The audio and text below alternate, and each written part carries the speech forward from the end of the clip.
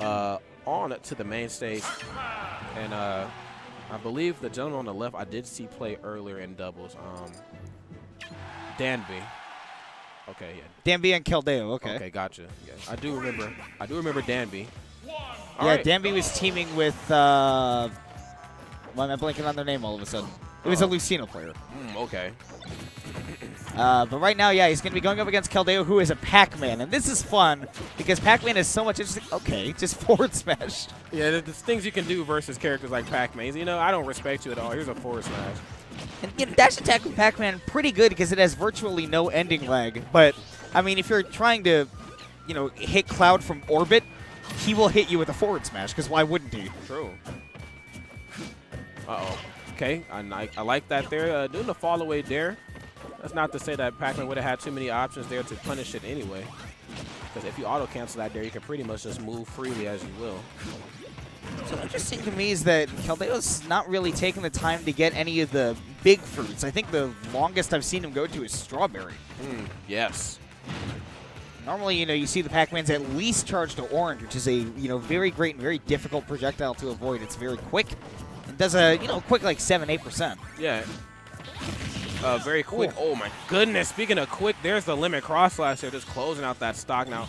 I'm not exactly sure how clean his Pac-Man is because you can never know. I think a lot of people sleep on Pac-Man, and then we get situations like at CEO where we had a Pac-Man from Florida actually beat Hobby in pools. Yeah. Which I actually had the opportunity to commentate that. That was crazy. So you just never know, man. There's a lot of strong Pac-Mans. Maybe not most notably in Arkansas, but like in the southern regions. Yeah. There's some very good ones. Shoutouts to Chimichanga John. He's a. I think that might be who he is. Where's he from? No, he's from Dallas. Okay, that's yeah. Okay. He's not great at finding the confirms off of his kills, but he has a lot of really cute setups, and that's sort of what everybody knows him for. Things that get you to retweets on Twitter, right? Yeah, exactly. Joe Quarters is who I'm thinking of. Gotcha. There's also Port from Florida too. Yeah. 8-Bit Man's girlfriend. I played her Pac-Man at Smash and Splash 3, and the first game was close. Those other games were not close. Yes. Pac-Man is like, yeah, if you can't get in on him, you are dunzo. Yeah. I think that's the big thing about Danbi is that he's actually somehow been intimidating Keldeo into approaching him, which is normally not something that you'll see. And if a clown has to approach a Pac-Man, it actually gets a little difficult. Okay. Alrighty. And it's one of those situations where you see him standing and you see him charging, and then you become afraid, like, well, he has this bell, he has the key, he has so many options out of this charge. I don't want to let him do any of that. But you also don't want to approach Pac-Man, you know, too aggressively either. And that's exactly what Keldeo will try to get Danbi to do. That's how he took that first stock right there. I mean, that bell combo was actually pretty sick. He got the balloon, too. It was pretty. Yeah. Which is extra points. Please, for me, if you get the balloon. No, the balloon is definitely worth extra points. Okay. Not the best trade in the world, but does get himself a little bit of space. Looking to maybe knock the fire hydrant at Danbi, but Danbi just having none of it. Fire hydrant, unfortunately, out of play, and he's really just crossing him up right now. Danbi did something I really liked where he actually stood on top of the fire hydrant to get the water to come out of the top and then jumped off of it because he just didn't want to deal with it on stage and mess up his neutral. Yes. Okay, maybe maybe possibly assuming that he was going to miss. So he threw out that cross slash just to cover himself. And Keldeo just really chiseling away at this lead right now. Wow, yeah, you're right. I mean, actually, you know, if he lands a setup into a smash attack, that'll be stock for Keldeo and try to go for it. Like this is what I love about Pac-Man. If you're expecting a high octane, a very quick match, you're watching the wrong character on Twitch right now. Like most notably, when I think of Pac-Man, I think of like Evo 2015. Yes. I think of like Abadango versus Rosalina, versus Rosalina, and just like how long those matches went. And I know to the average viewer at home, wow, this match sucks. This match is going so slow. But there's just so much technicality and just how well both of those two players can slow the pace of the match down and really chisel away at each other. Yeah. That was like a full-on boxing match. Like neither one of them really threw any smash attacks until they were perfectly ready. You got to find a way to enjoy everything. And I mean, honestly, if you start looking at like, oh my goodness, did you see the spacing between Abadango and DeBuzz? Yes. Like, that's when you start to have fun, is you start to realize there is a way to enjoy everything. Yeah. Almost everything. You know, not everything needs to be a wham, bam, thank you, man. You know, sometimes you can wine and dine the opponent, too. And Pac-Man is the perfect, proponent of that because he has so many fun, crazy setups that you've never seen before. Yeah, and exactly what we're seeing here right now. He's busting out the new setups, and he's also not going for as many like big conversions. He's just like kind of running in, going for like back air, fire hydrant, jabs, just very simplistic things that almost won him that last game. Keldeo had a really nice setup there where he put the fire hydrant on the ground and noticed that Danbi likes to jump over it, really doesn't like to deal with the water, so he covered Danbi's jump with a back air. I just think that he had some really good ideas there on exactly what habits Danbi has in relation to the fire hydrant. Danbi, however, is making some very liberal usage of this forwarder and very liberal usage of his limit moves. Okay, Bell back in hand, going to have to try to outmaneuver that now. One of those rare situations where Pac-Man is sitting very much an advantage here. Good stuff. Once Pac-Man gets those valuable fruits, man, I mean, you don't realize it, but you are definitely not at the advantage anymore, even if you are winning the matchup. Definitely not. Good stuff there with the up smash. Keldeo goes up, has a lead here. Now let's see what he can do with it. Yeah, he's got that the Galaga ship, and okay, never mind. Well, had it, yeah. Yeah, had it, and that's generally what Pac-Man wants at the beginning of a stock, is he usually wants the ship.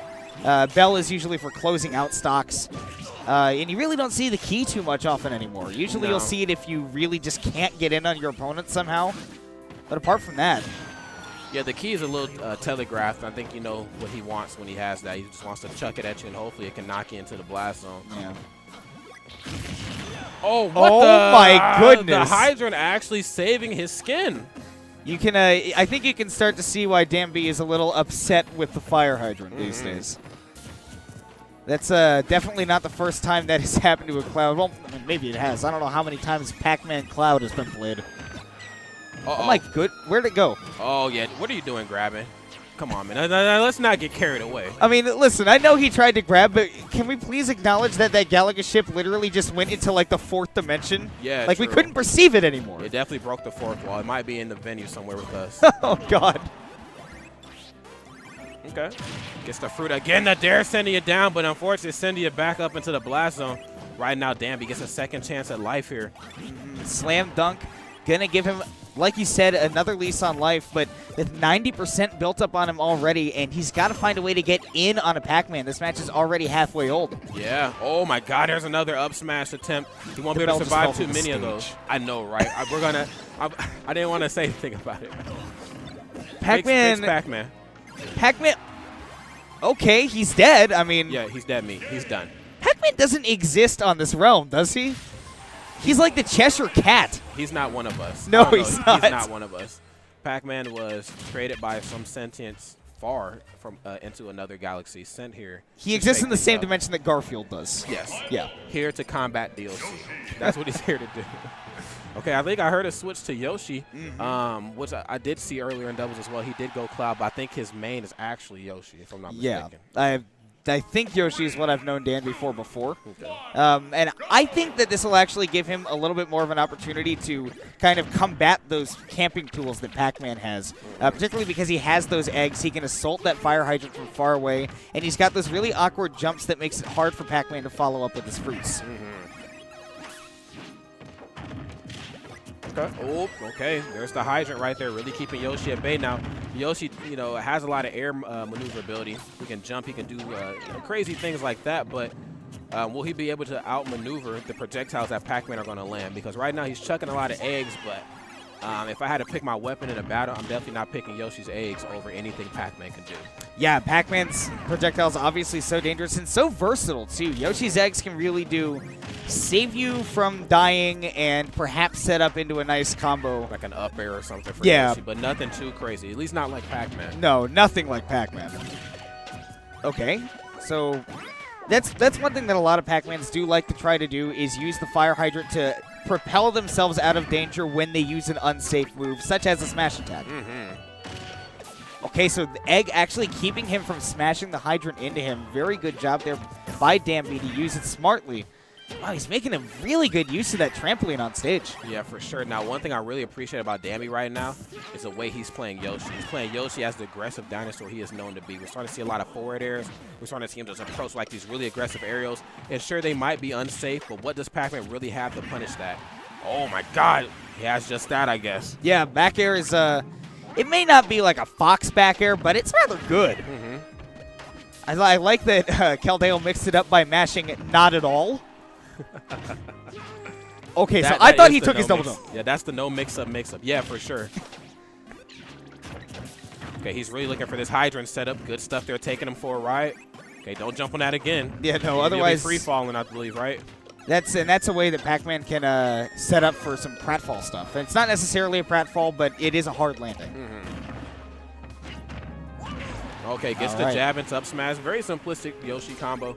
Nothing too out of the ordinary there. Really looking to close out the stock here because, as you know, and this is really crazy to say, but Pac-Man, he gets that lead. That bleeding might not ever stop. Not because he's super aggressive, but because he has the lead, and now he's going to slow it down.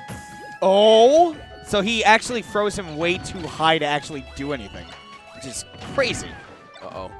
Gets the bell back in hand. Let's see if he can ring it one time. And it's, oh, he has it. Uh-oh. Yoshi combo with the bell. I think I might have seen it all. I'm curious. Oh, what is that Dale Gribble line? I'm skeptical that you could, but intrigued that you may. That is it, actually. Oh, Dale Gribble. Man, that's such a great show. I miss it. Wow, he's actually just holding onto the bell and using nothing but specials. Uh-oh. Okay, might have tucked it too early. Oh, my goodness. Rod, I would have lost it. Yeah, because had that would have happened, that would have been a clip this now moment for sure. Not even if he didn't get a follow-up. Like, it just the fact that, no, that's your hydrant. It's my hydrant. Yeah, it's your bell. It's my bell. Yeah, like, don't do that to me. Uh-oh. Oh, he's got it again. That time. Oh, my goodness. Oh. And now it is him that is chiseling away at this lead. All right, my heart has calmed down a little bit. Off the mark there with the up smash that time. Another hydrant out to play. Danbi jumps right over it. That could have been an up air attempt. Oh, delicious. My goodness. Oh wow. My God. Damage already dealt to the hydrant. Danbi's going to be the one to take it down. Oh, no. He's going to take it from him, and he's going to take the set. My goodness. Oh, my goodness. He bonked the one time he used the power pellet. He took this man's up special from him, like Rosalina to Ness. That's the dangerous thing about Pac-Man is you cannot be forced to use that third recovery. It's so like visible. Like, you know what Pac-Man's going for when he's in that corner. You know that he's not going to be able to make it back without that third jump. A tactic that I have seen before is I've seen Pac-Mans go, I know I'm not going to make it back. And so, like, a la Game & Watch, they actually fly towards the person that's going to go down, try to take the trampoline.